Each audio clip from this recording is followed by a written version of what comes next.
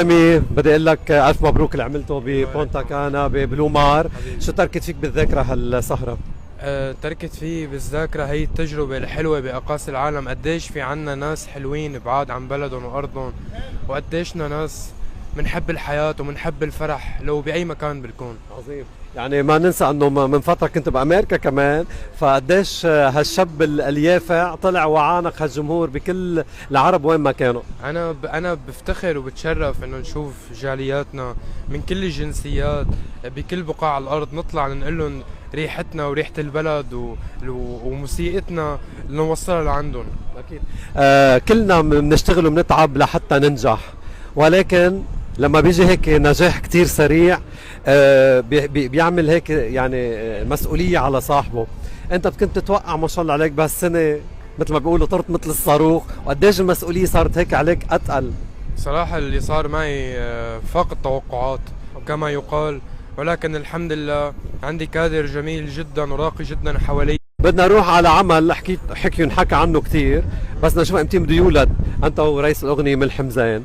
شو بتخبرنا عنه؟ وين صار؟ وليش كان يعني اول ديو انت وملحم زين يكون؟ مين اختار مين؟ انت اخترته وهو اختارك؟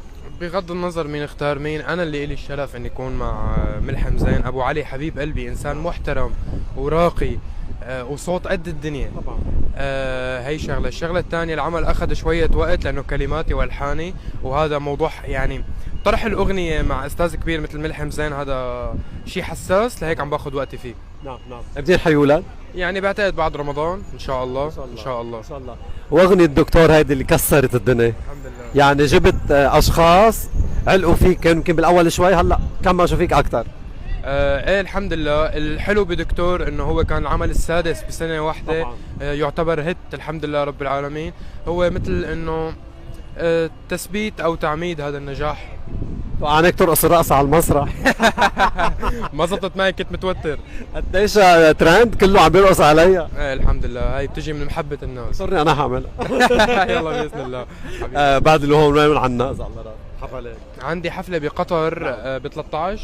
طبعا ب 13 شهر بإذن الله عندي حفلة بقطر، وبعدها بنريح شهر رمضان الكريم، وبعد رمضان بنرجع إن شاء الله. بما انه ذكرت حفلة بين دبي وقطر وبلاد تانية، شيخ عمر من هون تحية لك. شركاء النجاح هدول. طبعا. أحلى توليفة.